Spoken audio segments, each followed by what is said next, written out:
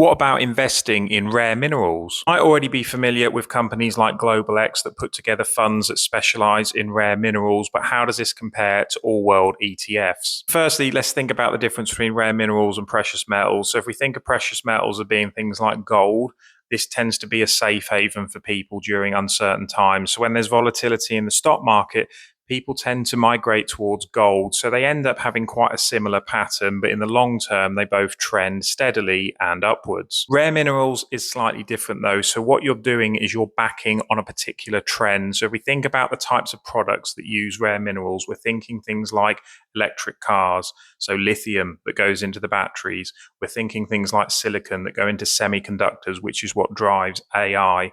So we're backing particular trends. In this case, it's clean energy and tech.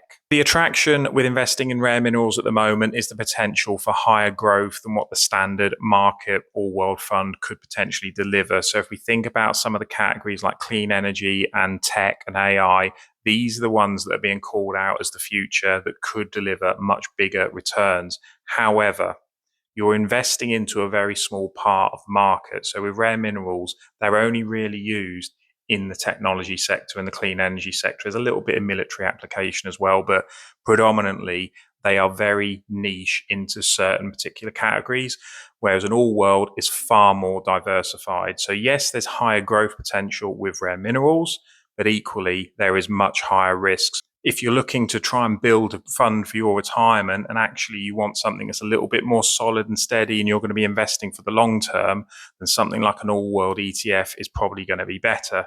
Me personally, I back an all world ETF because this is part of my retirement planning and I'm happy with having a more steadier growth trajectory because that's what makes me sleep better at night.